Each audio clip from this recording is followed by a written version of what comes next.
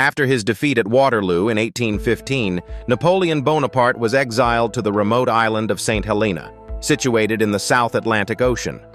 Far from the power and influence he once wielded, Napoleon spent his final years under close British supervision, isolated from the rest of the world. When he died in 1821, official reports attributed his death to stomach cancer. However, the circumstances surrounding his exile and passing soon sparked widespread speculation. Whispers of foul play and alternative theories began to circulate, fueled by conflicting medical accounts and political intrigue. These uncertainties laid the foundation for a debate that has persisted for generations, as historians and scientists continue to question what truly led to the emperor's demise. The theory that Napoleon was poisoned has been fueled by a variety of evidence gathered over the years.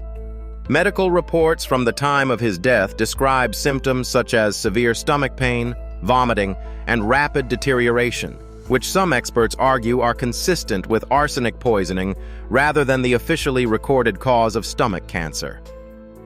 Eyewitness accounts from those present on Saint Helena noted unusual changes in Napoleon's appearance and behavior, further raising suspicions. In the 20th century, forensic analyses of hair samples taken from Napoleon revealed elevated levels of arsenic, lending scientific weight to the poisoning hypothesis. Supporters of this theory have speculated about possible motivations, including political rivals who feared Napoleon's return to power, or members of his own entourage seeking personal gain.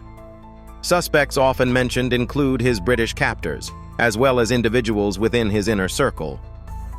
Despite these findings, the debate continues, with some historians arguing that environmental factors or medical treatments could explain the presence of arsenic. Many historians argue that Napoleon's death was the result of natural causes, rather than any sinister plot.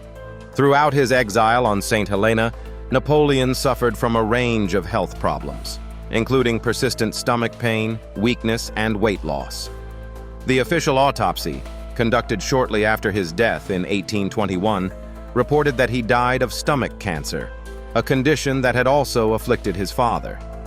Supporters of the natural causes theory point to the lack of definitive evidence for poisoning and emphasize the consistency of his symptoms with a chronic illness. They note that medical knowledge at the time was limited, but the autopsy findings align with what we now understand about gastric cancer.